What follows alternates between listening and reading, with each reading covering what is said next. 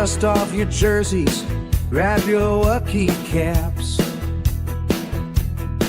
Got the whole team ready, no turning back. From the hardwood floors to the diamond bright, we're here to talk sports all day and night. Yeah, it's a sports show, from the opening tip to the final, we're with you.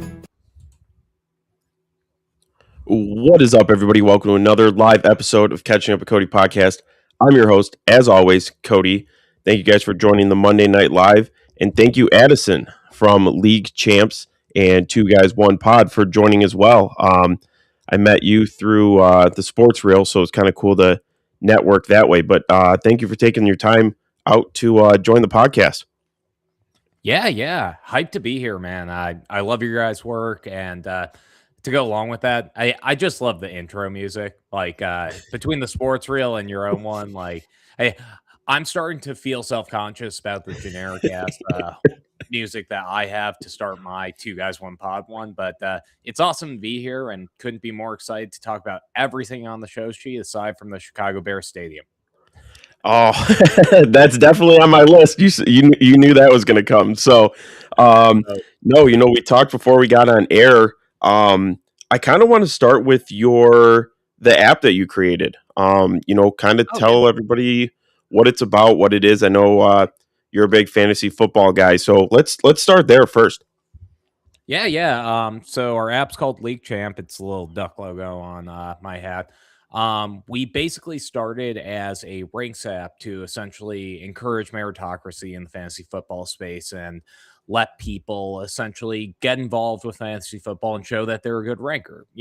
As somebody that's putting out content in this space, I know how saturated it is. I know how difficult it is to get your footing. So the entire goal of our app has been to essentially create an environment where you can grow your brand. And to go along with that, we're rolling out our marketplace feature this week to essentially let people make money off their ranks and even sell their dynasty teams and kind of do the flip a house mentality for a squad. So it's been really cool. It's a fun experience. And I don't know. Anytime I get to interact with football data, I'm in a good mood. Yeah, no, that's awesome. I know my buddy, he's created a couple apps before too, and I don't know, I just never am that tech savvy to make an app. But I mean, you're putting two things together. You're creating an app and the fantasy sports world that you enjoy. So that's kind of cool. They have two worlds collide essentially. I mean, I got most of the ideas for the application from the people around me, like Chev, my co-host, obviously, Devi Dojo guys, Fourth and Fantasy, like Sports Real podcast. Honestly, when you interact with people in the space, you tend to be able to get more of their good ideas and to learn a little bit. If you're ever feeling too old to learn, that means that you're probably ready to just move into the podcasting phase. Yeah, for sure. No, that's really cool. I'm gonna have to definitely check that out. Where can people find it again? Yeah, Google Play Store, App Store, and soon to be on web at the end of this week. Nice. Look at that, man. You're doing good. I'm definitely gonna check it out and definitely be promoting as much as I can. Hey, that is super duper nice. Unnecessary, but we will 100% have you on the Two Guys One Pod show as well. You can be the second guy. There we go. That would be awesome. That'd be awesome. Let's while on the topic of NFL, let's get into it. I know Patrick Mahomes is still in the spotlight, coming off the injury and everything, and it's more money is definitely going to help recover his injury quicker. So it looks like he just reported that he got a $500 million contract through 2033. That's crazy. I mean, we think like $1 million is a lot, but $500 million, like, he's obviously set for life before this. But, what is this kind how do you feel about this? Him coming off this Achilles injury, is it worth it, or are they taking a gamble? I don't think they're taking a gamble. It's kind of like the Steph Curry contracts that he's been getting, or what they should have been doing to Michael Jordan towards the end of his career. Like, when you have an athlete that's at that peak of his power, and Pat Mahomes, I know, is slightly on the decline. I would say that he probably still has 5 good years left, minimum. You have to lock him up in your franchise because if he hits the open market, it's chaos. Like, look at what that's done to the Packers organization with Aaron Rodgers and Brett Favre leaving. Like, look at what has happened to the Colts after Peyton Manning left. There is a lot of turmoil when your star quarterback leaves. So, the main thing they're trying to do there, in my mind, is give themselves the flexibility because when they sign him to an extension, they aren't just trying to pay out those years. Like, obviously, Patrick Mahomes is going to do fine over the next 5 years, but they're giving themselves the ability within the cap to say, okay, we can repurpose a bunch of this dead money straight into a signing bonus. We can repurpose this into incentives. We can turn this contract into something that doesn't cripple our football team while still letting Patrick Mahomes feel like he is getting his fair value in a Chiefs uniform. Yeah, that's a good point. I mean, even like you were saying, yeah, it's just kind of helping the team like in the long run, even after Mahomes is gone, of like, hey, we're gonna need some money to kind of keep this dynasty franchise going. So um, you know, it's funny we talk about them locking up Patrick Mahomes, but they also brought in Justin Fields. So what does this do for Justin Fields? Like, I kind of think he was hoping to, at least take over the team until Patrick Mahomes gets back. But I believe Patrick Mahomes is going to come back quicker than a lot of people are thinking. Yeah, I think Justin's only getting a couple weeks in there, and good for him. I've been a Justin Fields stan since day one. I still think he's a good quarterback. I think the Bears absolutely wrecked his development. I give us full responsibility for wrecking that guy's career. I don't think it's his own fault. I think that he picked up some really bad habits under our O line. I'm hoping that some time in a Chiefs uniform is actually going to do him pretty well, where he can actually figure out how to move around the pocket. But the thing that scares me a lot is Garrett Nussmeier coming in there too, because if this becomes even remotely a competition between those two guys, that means that Justin hasn't been performing day over day. Like, I want to see him get that opportunity. I think it will happen for the first 2 or 3 weeks, but there is a lot of room for failure there. And Justin Fields has had a lot of opportunities. So if he crashes out one more time, it's really hard to keep making the argument that he can be a reclamation project for an NFL team. Yeah, for sure. I mean, even like when he was over in New York, I mean, if you're struggling on the Jets, I mean, I hate to say it, but I think you hit your ceiling. So I don't know. Maybe, with the coaching and the players that are over there, maybe he can learn, from those guys. And then whether it's continuing in Kansas City or somewhere else. So we'll I see. get that Daniel Jones sort of career arc. That's what we're hoping for here. Yeah. Yeah. You always want to see everybody succeed. I mean, he's been through a couple teams now, but, it really just depends on if he can land in that right system. So we'll see. But, with Patrick Mahomes getting this money, obviously we've seen this before, these players try to go for the highest amount of money possible. And then 3 or 4 years down the line, they're the lowest. Do you see Patrick Mahomes, since he got this contract, like, is he in the next couple of years going to be the lowest paid quarterback or? I mean, he'll be middle of the road. I don't think he's going to be in the lowest tier because we'll always have those rookie contracts coming in to kind of balance out the bell curve of the NFL salary. But I don't think Patrick Mahomes is getting another extension like this. That would be the one thing that I would say. The Chiefs have been losing and hemorrhaging players over the past couple seasons, and they're also aging out. I I could go into a lot of different directions about Rashi Rice, but when it comes down to it, that's a player that they wanted to be their number one that probably won't be in a uniform for them next year unless it's a Kansas City police officer jail uniform. But Pat, I would guess Travis Kelsey's on his last leg, and the rest of that team is older. So I think that they're going to need to build around Pat Mahomes to have him have a successful year. And to go along with that, if he puts up a couple more seasons like last year, the year before that, some of the middle of the road performances that he's been putting up, he's not really going to have a lot of leverage to ask for 55 mil.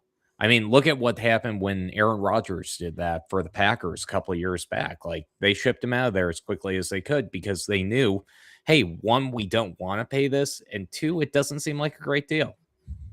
Yeah, no, it is sad to see like all these players that we grew up watching are kind of, aging out and everything Aging like out. that. And that's with every sport. It's sad to say and it's sad to see. But, you talked about the rookies and everything. I wrote down here Mendoza, Love, and Downs. Out of those three, who do you think is going to have a better rookie year? And then we'll say like a 3 to 5 year window. Who's going to have a good year? I think Caleb Downs is just one of the best players I've seen play football. Funny story. So I was on my way to the Senior Bowl. I was on like an airplane going over to Mobile, Alabama, and somebody on the plane, because it's all sports guys going out there, like it's very clearly it's very clearly the set of humans that are going to the Senior Bowl.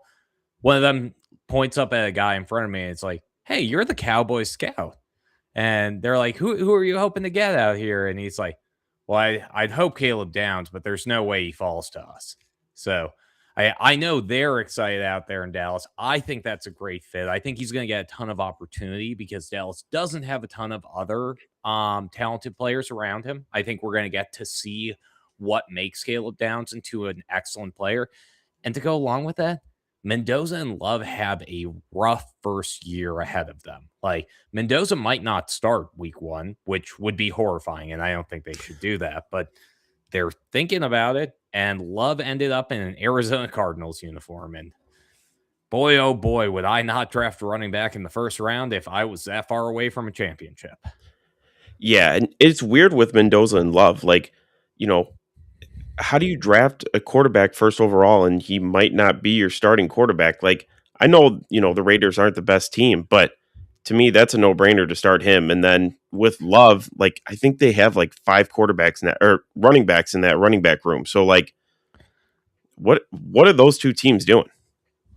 I mean, I think the Raiders have a plan at least. Like they don't have the most receiving talent. Their running back room is great. I love Mike Washington. He looked great at the Senior Bowl. I love Ashton Jeanty. I thought he was incredible in college and decent last year. They don't have a receiver. They have Brock Bowers and Jalen Naylor and a bunch of guys that are probably not going to be on an NFL roster in a couple of years. So they need to give Mendoza time to develop because those aren't the people he's going to throw to during his career. Aside from Brock Bowers, he's not throwing to Jalen Naylor for more than 3 years. He's not throwing to Trey Tucker for more than 3 years. He's not throwing to Deontay Thornton. Like, none of those guys are long-term pieces. They're going to end up getting a Jeremiah Smith or some other excellent receiver next year. Hell, I would love them to get Deebo Samuel this year. Looks a lot like Omar Cooper, and we got to see what Mendoza can do with a run after catch guy. But aside from that, on the Love end of things, I I was so disappointed at that pick. I like Jeremiah Love. I think he's good. And you know what? I also like Tyler Algier and Trey Benson. I think both of those guys are talented players. I would have loved to see them split a backfield where, well, James Conner got healthy. And instead, we get to see the grossest, poorly designed running back room of all time. I'm just so scared that Tyler Algier is going to do the exact same thing to Jeremiah Love that we saw him do to Bijan Robinson. Two similar players that are both fantastic runners come in with a great pedigree, and Tyler Algier just comes in and eats their lunch for half a season. Yeah, it there's got to be a reason that these teams drafted these players, and like you said, I think the Raiders have a plan. But as far as Love, that's way too many running backs in that locker It room. is. So I don't know. We'll have to see what happens for sure. So big story here. I know you said you didn't really want to talk about it, so we can breeze through Oh it. no, I'll go into detail. I'm just Um, mad. yeah, I mean, with you being pretty much right in the backyard, how is the atmosphere around Chicago? Like, what's the deal? What's going on? Are they staying, or are they really going to leave? I think they're going to leave for sure. The thing I always tell people about Chicago and why I love this city so much, like the biggest thing about this city that people adore is the fact that you can get from point A to point B for cheap and get there quickly. That is what this city brings to the table. Like If I want to get on the train at 3 a.m. and get all the way across the city, I can in under an hour. Easy. Um, the only place in the city, in fact, that is extremely inaccessible outside of residential areas is Soldier Field. That is the one. Wrigley Field, they'll drop you off at the door. You're at the ballpark. You can see the field from the train. Seeing the White Sox, you get off the train, it's less than a block walk. You're right there. Hey, seeing the Bulls, bus ride, you're going straight up to the front. Soldier Field, you are driving 40 minutes out of your way to get to that stadium anyways. That's a reason that people want to move out of there, aside from it being one of the worst maintained ball clubs in America. We have the third most injuries over the last 10 years occurring at Soldier Field. Yeah, I know. Wow. They're hurting my boys too. Like that's why I'm okay with them leaving Yeah. the field. But they should stay in Arlington Heights and be like the New England Patriots, the Santa Clara 49ers, any number of other ball clubs that are just outside of their civic center, but still have a way to get to them. There's a great spot in Arlington Heights. I hope they go there. If they go to Hammond, Indiana, I will be devastated because you got to stay in state. Yeah, and that's what I've been thinking, like, with seeing all this stuff. Like, I would have thought it would be easier to stay in state. That way, with the names and everything, like, you can still kind of keep all that together. But with moving to a whole nother state, like, are they going to have to change names? Are they still going to be the Chicago Bears? Like, the Indiana Bears sounds so bad. that's That what I'm sounds like saying. a little league team, man. Yeah, Uh, I was like, I was Googling like funny names that they could call them, and it's like, yeah, the Indiana Cubs or the Indiana, like, it's so many, like, it's bad. It's bad. It would just, they are good. I feel like it would ruin like a whole franchise, really. Like, everybody Well, knows especially Chicago and everything. Like, one coming up too. Like we have Caleb Williams. We did the thing. We rebuilt. It took so long. We were terrible. yeah, and What happened? that is definitely what I was thinking too. Like, you guys have had a horrible fan base. Like, Detroit has been a horrible fan base for sports for so long. Like, I Oh couldn't yeah. even imagine pretty much being stripped away of like of the sport, like of football just being gone now that they're being good. Like, okay, fine, 3 or 4 years ago, take them. Who cares? We don't want them. But like now, like, everybody's getting into it. Everybody's excited to see the future, and who knows where the future is going to be. Yeah.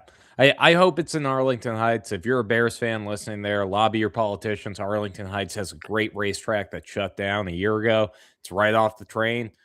Bears fans would be out there. We get record levels of Bear fan attendance. I promise you that, the state of Illinois. You'd be getting your tax money back. It's going to work out. Don't let Indiana have two ball clubs. Like that state hasn't earned it. We're both in the Midwest. We cannot tongue in cheek this. Indiana's the worst of us. They're the little bro of the Midwest. Don't let them have another ball club. So how far would the two stadiums be? Is it like a big distance in between? Yeah, give or take. Hammond, Okay. Indiana is about 45 to 50 minutes south, whereas Arlington Heights is about 40 minutes northwest, but there's a train that beelines straight to Arlington Heights. So Uh, that's why I'm a supporter of that location. That was the second one they were pondering around. So it's a realistic one. I'm not just wish casting here. Though I would be. But that is that's the other one I'd consider, just because like Hammond, Indiana, there's no way to get there from Chicago. Like you're driving up to the stadium. Like I don't know. I feel like the best ball clubs in America tend to have the walking culture, the neighborhood around them. Quick guest appearance there. And yeah, you must feel that way too. Like I've walked around Detroit's like main strip near the ballpark. Like it's fantastic. It makes the entire experience better. yeah, it is definitely nice having all the teams, down there. When the Palace was there, I was always going to the Palace, and I'm like, okay, this is nice. It was closer to home and everything. And when they did move down there, I'm like, damn, it's like a 45-minute to an hour drive. But I think like just being in the city, like you said, just walking around in that every stadium is within walking distance. I think it definitely helps fans and the city. So Oh, I'm sure. we'll see. I mean, are they thinking for this change? It's a couple years in the making, though, right? It's not going to happen like overnight. Oh, no, it certainly Okay. won't happen overnight. I'll be honest, I'd be shocked if we don't hear trepidation and like them walking back every statement they've made over the last year. Like the the Bears ownership goes back and forth a lot. The state of Illinois goes back and forth a lot. I think there's a good chance that a public outroar would have them looking at Arlington Heights pretty seriously. Gotcha. Nice, Then nice. again, the ownership of the Bears, They were they haven't been we're right there sacking up with a you. lot of money. Yeah. Yeah, I know you guys feel that way. Who are yours? The Illichiches? the Uh, Fords. yeah, Yeah, the Fords. Yeah. yeah. It's yeah. No, but honestly, like I'm glad that kind of like all this Chicago stuff was happening when I was going to have you on because I'm like I know you're like I said, it's pretty much right in your backyard. So I definitely wanted to hear your kind of point of it and what you've been hearing around there. So, Yeah. but I want to get into fantasy football, which it seems like you're a pro at here. So maybe if I join some Don't leagues, ask my league mates. I can take some tips and tricks from you. But you know what's kind of like your setup going into a fantasy football season? Like, you know, are you picking sleeper people? Are you scouting everybody? Like, how are you running your fantasy football team? So I've actually changed a lot over the last 3 years. So I'm a data guy first and foremost. That's where I make my living. I do supply chain data analytics. I've done healthcare. I did a bunch of different other roles where I've done that.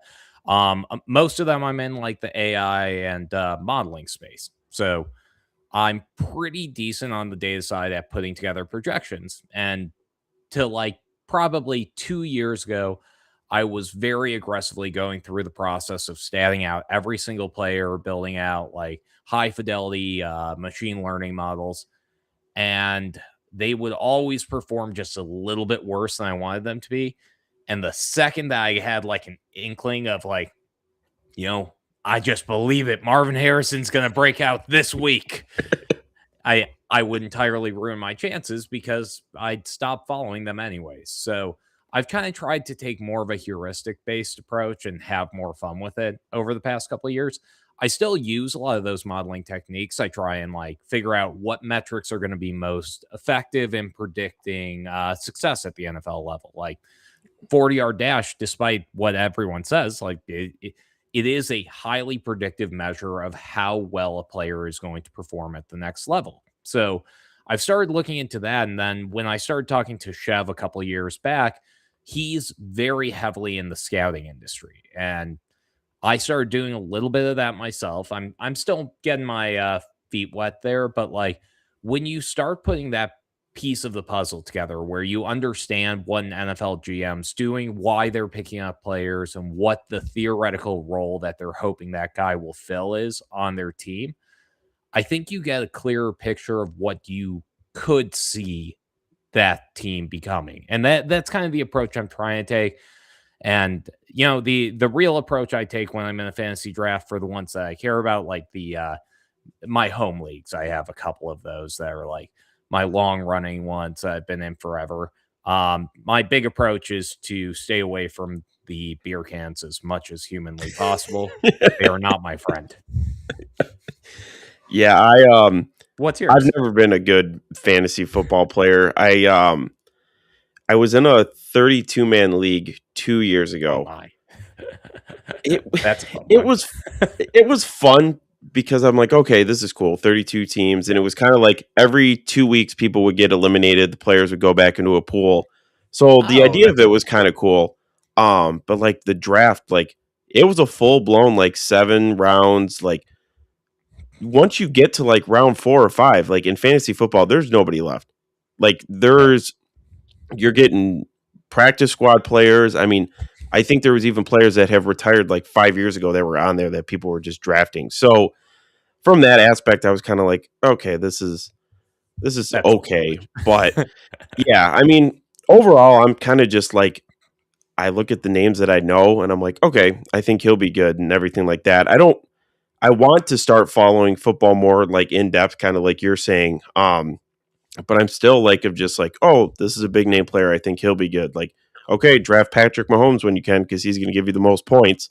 Um, so I'm still learning with that stuff, but um, yeah, I mean, I've always done fantasy football, whether it's for money or just for the fun of it, just because to me it makes the game more interesting. It's like you're not only just rooting for your home team, but like you're rooting for all these players that are on your fantasy football team at the same time now.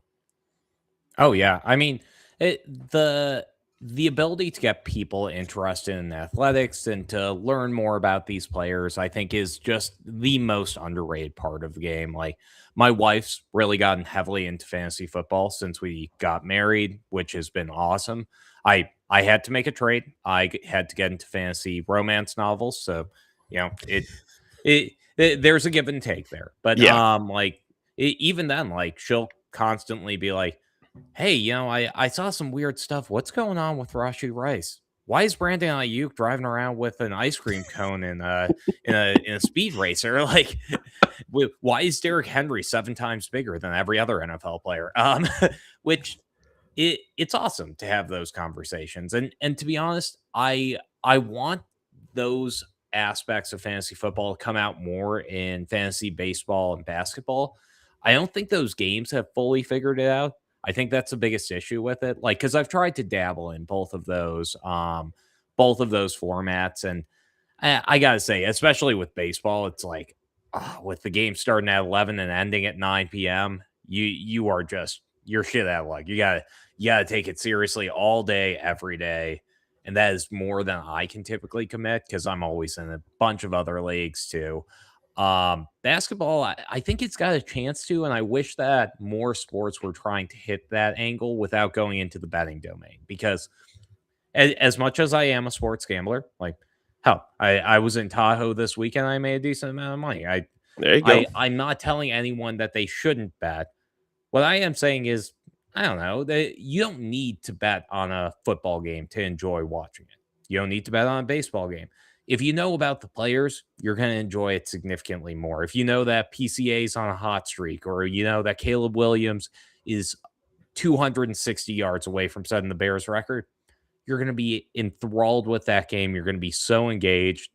The entire point of that activity is to actually find a bonding moment with the people around you or to enjoy watching those players. So I just hope that the game brings more of that to more people. Yeah, for sure. I've done a couple fantasy basketball leagues. Those are fun. It's just like some people though like set their lineup for like the whole week or like the whole three Yeah, weeks, and I'm like, okay, so nobody's really paying attention, and obviously injuries can happen at any moment. So, these people that are setting it 3 weeks in advance, they forget about it, and they're like, oh, okay, well, half my lineup was injured, and I didn't play them. So that's why I think exactly. fantasy football is the easiest one because it's It really a is. week by week. There's only one game you got to worry about each week. So I think that makes that a lot easier. I wonder if you could just pick one game for every player in a basketball league per week. I think that would be fun. Like, because then you could just engage with that one. You wouldn't have to be like, okay, I got to watch these 17 games this week. That's a good point. Well, you're the computer guy and the logistics guy. You might be able to make that work.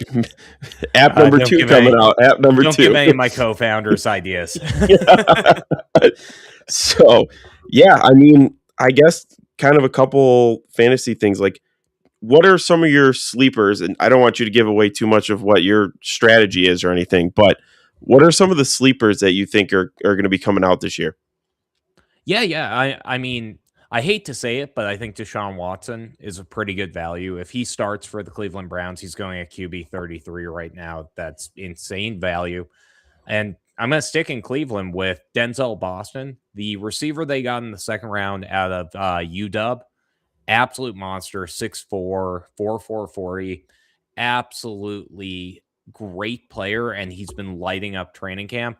Those are two of my most owned guys. But to go along with that, I'll go with a higher name one. I am shocked that people have not come up on Devontae Smith as much as I thought they would. You know, with AJ Brown, he was going at around wide receiver somewhere between 6 and 12 over the past 5 seasons.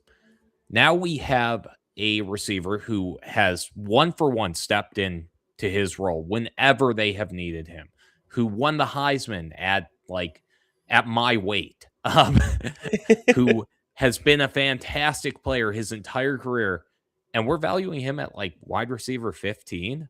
That Wow. seems insane to me. I don't think it makes a lot of sense, but I'll throw one more name in there for you. Tyler Shuck. I think the New Orleans quarterback at QB 20 is a pretty good value.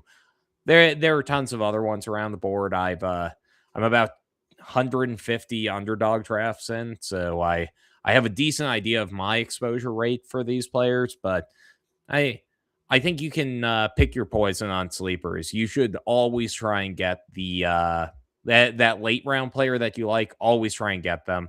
It's always worth it to cut them if it's not the time. If you got it wrong, like trust me, year after year, I've cut Trey Benson from my roster. I'll probably do it again this year. Make a tradition out of it, but There you that's why go. you're in it. You want to find those players that you like and just keep believing until it's too late. Nice. Yeah, those are actually some surprising names that I was listening to you throw out there. Deshaun Watson, I feel like hasn't played. I mean, obviously he hasn't played in Oh forever. yes. So do you think he's going to be able to step up and kind of, I know they got a lot of young quarterbacks in there, with Sanders and Gabriel. Do you think he's going to outplay them for that starting role, or do you think, one of those younger guys will take over? Well, I think the Cleveland Browns coach Kevin Stefanski said it really well last season. He said Dylan Gabriel is the best quarterback we have from the shoulders up, and everywhere else he's not. And that is kind of an indictment on a 5'11 quarterback because if you aren't physically imposing and you're playing behind Shador Sanders and Deshaun Watson, if he's healthy, that is a huge hill to tackle. That was always a knock on Dylan Gabriel. We saw it throughout his NFL starts that his ceiling was capped. His floor is a little bit higher at times, but past that, they don't really want to get that guy in. Shador is their best option. But if for whatever reason Deshaun Watson takes that starting role, which I think there's a possibility of, we saw Shador play fine. We didn't see him play great. If he takes that role, that means that Shador was not good this offseason because they're giving that kid every opportunity to succeed. Like, I try to game theory it out when I'm thinking about NFL quarterback races because, say, for example, we're talking about last year with Anthony Richardson.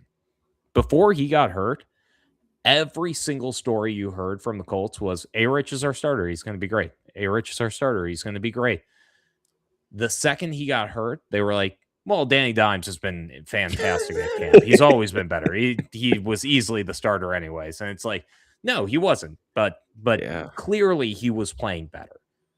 And I think that's the situation we're looking at here with the Cleveland Browns, where Shador Sanders is getting that opportunity. They're saying, hey, you come in the door. You're our starter.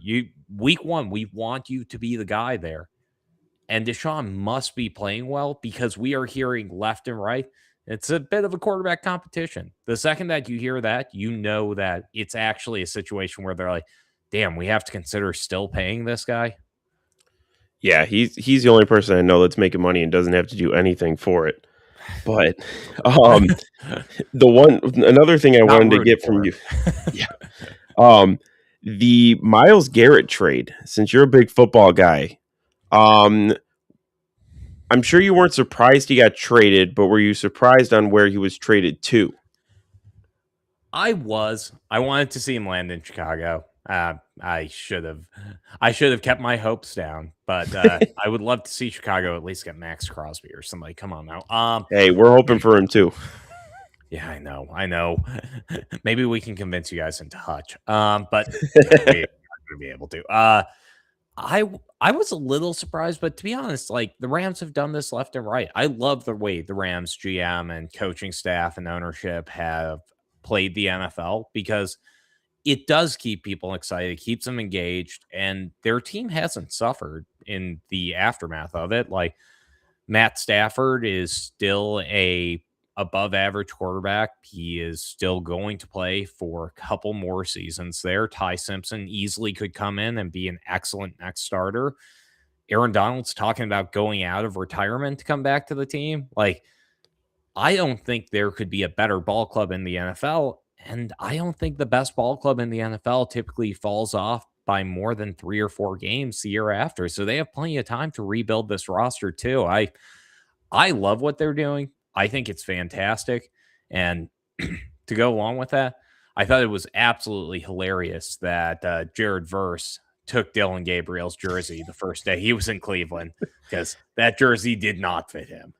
Yeah, I saw that. I'm like, dude, that's not going to work. But that's got to be tough, though. Like, I mean, as a young guy, like this other guy just takes your number. Like, you can't really defend it because you really haven't seen the field. And this guy is obviously, I mean, he's an all pro. He's obviously he's way above Dylan the Gabriel. roughest part is they're like the same age. Like yeah, Jared so Verse that's is tough about too. the same Yeah, age as it's him. yeah, that's the too. It's like, okay, Dylan Gabriel doesn't really have an upper hand at all of being like, let's talk about this to get my number. Like, nope, you got to find a new number. So, No. but Hope you like number 18. yeah. So you brought up who they drafted in Ty Simpson. I was a little shocked because, like you said, Matthew Stafford's going to be playing for, I mean, a couple more years, at least 3 or 4 more years. So with that high of a draft pick, like there was plenty of other names on that board that they could have went after and got Ty Simpson. No offense to him, but late second, early third round. Yeah, without a doubt. I mean, we would see if he would have made it there. Like, there's a good chance Pittsburgh would have been interested in the Ty Simpson business. Maybe Cleveland comes back around and gives him an opportunity. I personally didn't have the highest grades on Ty Simpson, but he has the most interesting NCAA quarterback stat of this year, being the best thrower in this class of the ball past 30 yards and within 10 to 20 yards, and the worst thrower between 20 and 30 yards, which I'll be honest, I don't know what to make of that. I can't imagine you do. I don't know if NFL clubs do, but hopefully that's a fixable skill. Regardless, found it interesting. But when I watched that happen, I could not have been more disappointed. I like the Rams team. I know they took out Chicago, but I don't know. I'm sure you also live vicariously through Matt Stafford. I got to see the worst years of his career through with you guys. Like, he did seem like he was struggling. He was in bad situations, and he's come out of it and had an excellent end of career. I'm happy for the guy. I want him to keep doing well. I kind of wish he beat Darnold this year. But despite all that, like, they still managed to get Myles Garrett. That's the thing that blows my mind. Like, when I looked at that pick, I was like, they could have traded that for Myles Garrett. And then I'm like, and they get both. Yeah. Okay. They managed to sneak away with that pick and get him. So how do you hate on the process at that point? Like, and they gave Stafford the 2-year deal. Given they're probably wrecking that rookie deal window that they talk about all the time of like, hey, if you're in those first 5 years, you aren't getting paid Pat Mahomes money. So that's when you really want to load up your ball club. Sure, that's part of it. But like, if you get 2 years behind Matt Stafford, I cannot think of a better guy to get 2 years of learning behind. Yeah, for sure. It's, it sucked that we ended up trading him away, but I think it was best for both him and, the Lions. We obviously weren't building around him the way we needed to be. And, for him to get that ring that first year that he was there, he deserves it. And honestly, he's looking at probably getting a second one now, especially if Aaron Donald comes back, because that is going to be, honestly, I mean, that dude looks like he could still play football even if he wasn't training. I mean, both of those guys on the defensive line is going to be scary. So I don't know. Did you hear the Aaron Donald Make-A-Wish story? No. So Aaron Donald gets a lot of Make-A-Wish people in to see him all the time, as you'd expect. He's one of the best defensive linemen of all time. And one kid came in, like, I think they were like 15, and they, hopefully I'm not butchering this story for anyone who knows it slightly better than me, but they say they want to live a day in the life of Aaron Donald, like a full day in the life. And I think a couple other NFL players were going to come over to say hi to this kid too, because they were on the mend, they were doing better. They come in and the kid's throwing up in a bucket, like aggressively. And they're like, Aaron, what went on? And he's like, he wanted a day in the life. I put him through a training session. Oh my God. Which is just delightful. That poor kid. He's like, no, that's not what I wanted. I just wanted to hang out. I heard he was pretty hyped about the experience still. I would be too. But Yeah, yeah. I can't imagine trying to do those workouts. Like I've too much tape of him just taping 3 dumbbells together, throwing it in the air and catching it and being like, yeah, this one's really good for shoulder stability. I can't even imagine, like, God, the way that guy's built. I mean, him and Myles Garrett, even if Darnold doesn't play, like, those guys are going to be in the gym together, and it's going to be Myles Garrett's going to get even bigger because they're going to just be in a weightlifting battle just to see who's the top guy. So I'm excited to see how it works. You know, I'm sure they're going to be heavy favorites for the Super Bowl, but you know, talking schedules here, like let's go through the Lions schedule and Chicago. Like everybody's talking an easy schedule for Detroit this year. Yeah, on paper it looks easy. But I had the 411 podcast on a couple weeks ago, and I was telling them, like, it looks easy on paper, but first off, we're the Lions. And second of all, like, there are some of these teams that we might just look over and they might fly under the radar and beat us. So, you know, how are you looking at Chicago's schedule, and where do you feel the two schedules kind of compare? Well, I mean, the big thing that you look at for schedules is one, strength of schedule. And we always use the previous year winning percentage to guesstimate on that. I don't think it's the best use of scheduling. By that measure, the Bears have the hardest schedule in the NFL. I'm not sure I agree with it. But the thing that I try and look for when I'm looking at the NFL schedules is one, when is the bye week? And two, are you getting an advantage by it? Because those are the two things that you can't control that make a difference to your NFL ball club. So, like, say you get a bye week and the team you're playing gets a bye week. You essentially cancel out both of your advantages. Neither of you get an advantage from the bye week. Say you get a bye week and it's week 4 and the other team you're playing gets a bye week. Then you are absolutely screwed because you're playing 13 weeks of football to end the NFL season with no breaks. You get one in week 14, you better hope you're healthy early on. So that's kind of what I'm trying to look for when I'm looking through an NFL's ball club schedule. The Lions have a decent one for that. Definitely not the hardest schedule that I've ever seen. I think it's like, from strength of schedule wise, isn't it like probably bottom half, or at least close to, as much as you can get there. But they have their bye week, week 6, meat of the schedule. They get an opportunity there. They come off of that bye week, and then they are going to the Green Bay Packers at Ford Field that Sunday afterwards.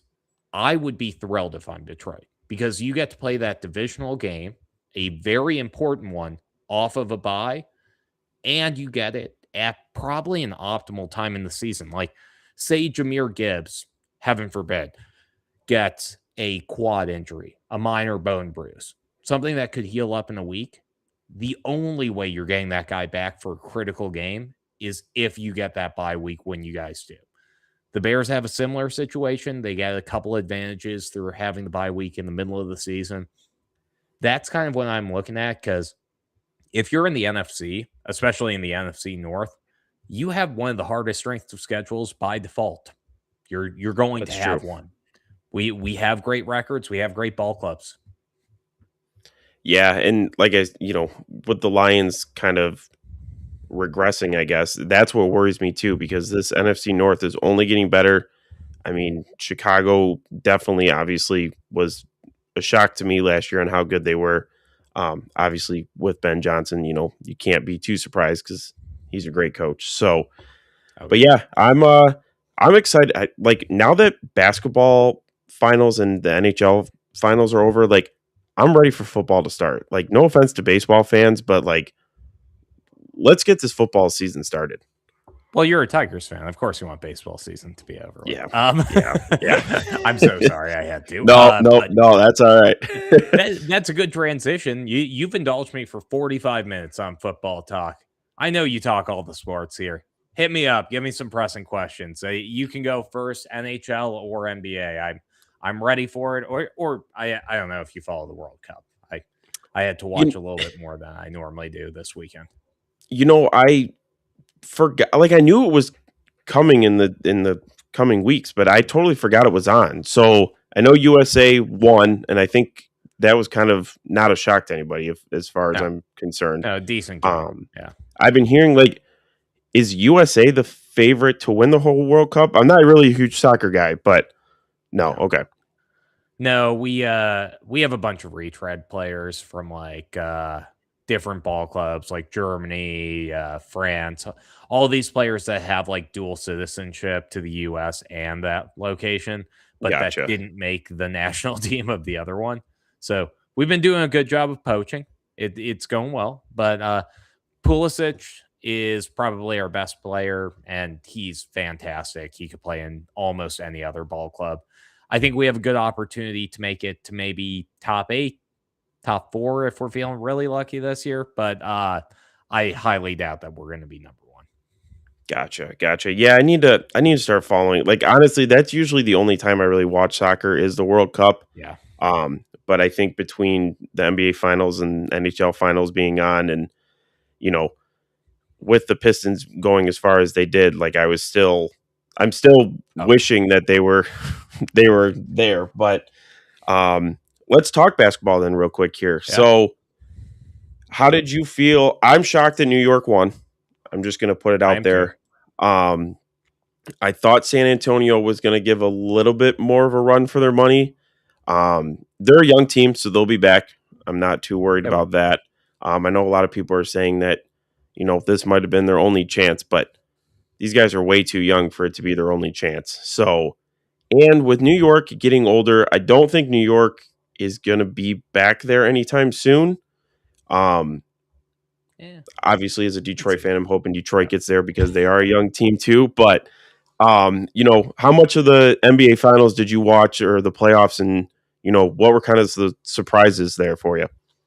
Yeah, I watched easily probably 3/4 of the NBA finals, like give or take. I stepped away from time to time, but I was pretty engaged. I especially watched this most recent finals performance.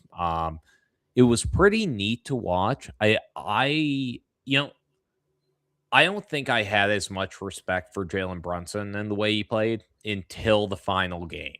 Like, even going into that, I saw a little bit of SGA crop out of him. And I hate to Yep. say that because, like, I know these guys are just trying to play by the rules that they're reffing. Like, when it comes down to it, I don't blame SGA or Jalen Brunson or Trey Young or anyone who's getting to the free throw line. The reason they're doing that is because the referees are allowing it. Adam Yes. Silver is allowing it. It's not their fault. They have to play by the rules of the game. Otherwise, they'd be playing differently. We saw the same thing in the NFL. Like, people used to play with their helmet down and try and absolutely wreck players until they changed the rules of the game. And now they play differently. That's how sports work. But I'm kind of with you. Like, I had money on the Spurs winning that last game. Throughout that entire game, I thought the Knicks looked sluggish. I didn't think they looked as crisp. And then at the end of the ball game, as we've seen 100 times in a row, it feels like, I know it's only been like 3 or 4, but Wemby and De'Aaron Fox just immediately turn back into pumpkins and can't play basketball. And given Wemby still had like 6 or 7 blocks or whatever ridiculous number he gets every game, Yeah.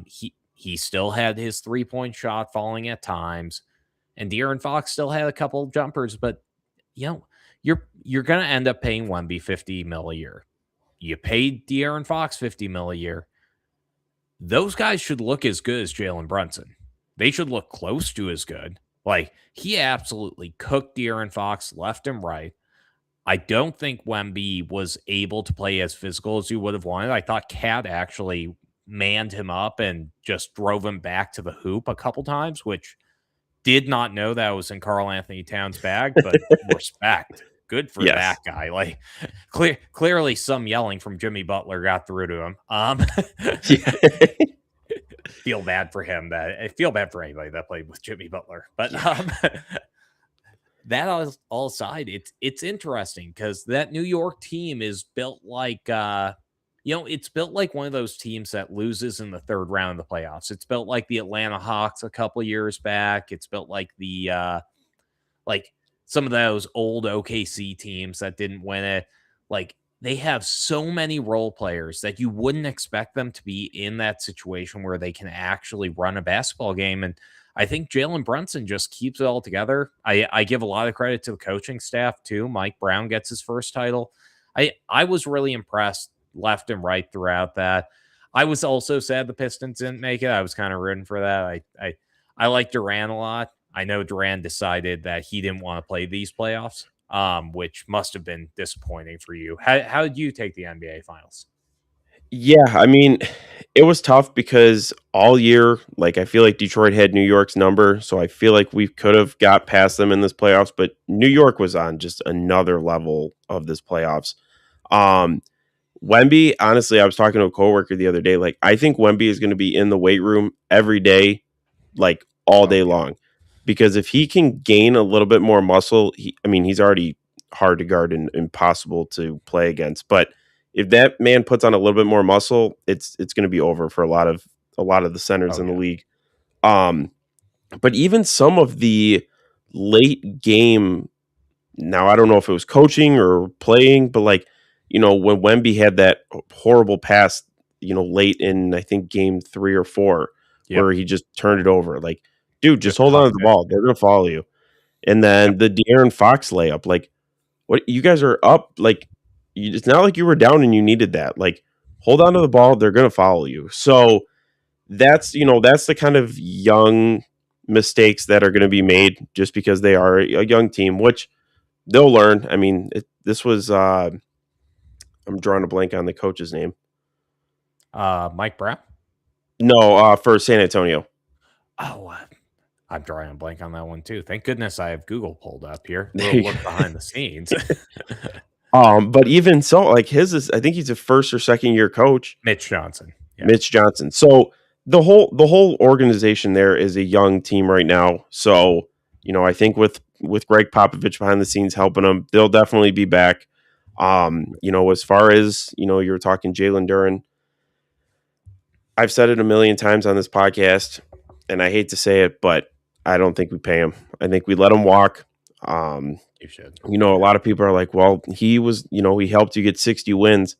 That's fine, but 60 wins doesn't get you a ring, and you got to play through the playoffs in order to get there. So I don't know.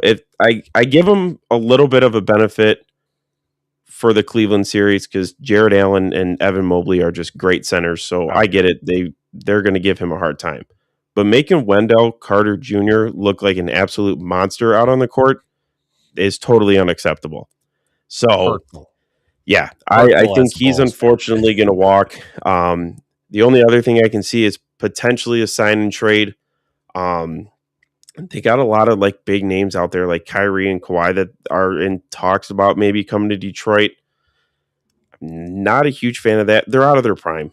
That's the only Yeah. thing that really is like, okay, that's cool. Kyrie Irving or Kawhi will be on the Pistons, but they're not putting up the numbers that they were when they were younger. So, Detroit's a young team. We'll be back.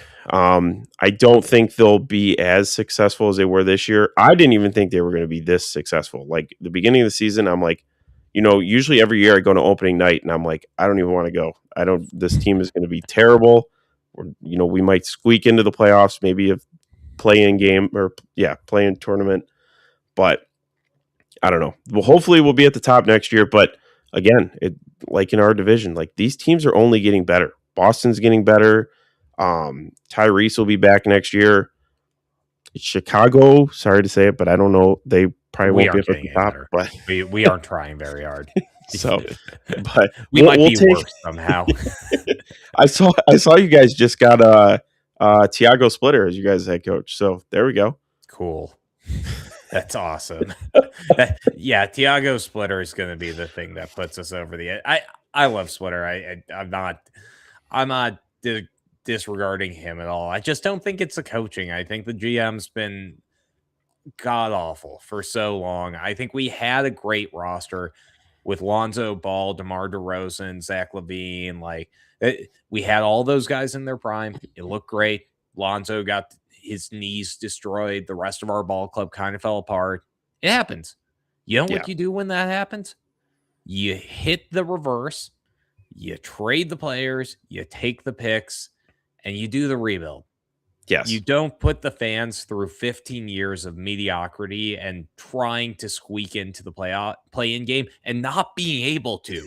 That's the horrifying part of this. Yes. We built a roster that couldn't make the play-in game and couldn't lose. My goodness. Just pick a lane. Yeah, it's tough. It's tough. But, like I said, now that those two sports are over, it's like, I don't know. I hate to say it, but I'm not a huge baseball fan. And so now we just wait for football. I mean, baseball season, I like near the end. I can do it at the end. It's just, it's a slog. I feel like it's a slog for the players sometimes too. And to be honest, I love baseball for what it is. Like, you go to a ball game, you have a great time, you get your hot dog and your beer and just sit and watch a game. It's one of the best sports to view live. Like, a football game live, unless you have great seats, it can be a bit of a bear. Like, football's pretty fun to watch at home, especially on Red Zone. But ball game, I'll watch a baseball game at Wrigley Field any day of the week. I can still respect the sport from that angle. That being said, following it, man, it is a grind because you also have so many stretches of the year. Like, in a football season or basketball season, a team's good or they're bad at given points. And there's normally a distinct reason for that. The Cubs have been good or bad for 3-week stretches back and forth for 6 weeks, maybe 8. How do you follow that effectively? The last time I was on Sports Reel, they were on a 10-game win streak. Now they're on a 10-loss streak. What do we do from there? I don't know what analysis I can provide aside from saying they can't hit ball good now. Yeah. Hey, I mean, the White Sox are looking pretty good. They are. Murakami is absolutely insane. That is an awesome player, and I could not be more hyped for White Sox fans. Yeah, maybe you guys aren't going to lose 100 games plus this year. We aren't, and they have the Sox Stadium has been just aggressively trying to get people over there too. Like, they're really trying to get people into the ball club. So it's been fun. Like, I think they had a deal where it was $5 plus your ticket for a beer and a hot dog with your seats. They've been throwing some crazy ones at the wall. Wrigley Field never does that. We're assuming you're having enough fun being up there. Which, to be fair, they're right. That is true. That is true. Well, I really appreciate you coming on. This was really cool, especially, that we got to dive into the football side of things. Where can everybody find you at? And I'm definitely having you on again soon. So give this guy a follow, and you guys will see him on another episode for sure. Yeah, and we're gonna get Cody caught up on our pod too. But feel free to check me out at Duck League Champ on most social medias. You can find me on TikTok at league.champ, and you can find all my good work on the App Store and Google Play Store. You'll be able to find us online too. Thank you guys for watching. I honestly could not have had a better time, Cody. You are a great host. This was a lot of fun. Hey, I cannot wait to be back on. Of course. Yes. Always a great time.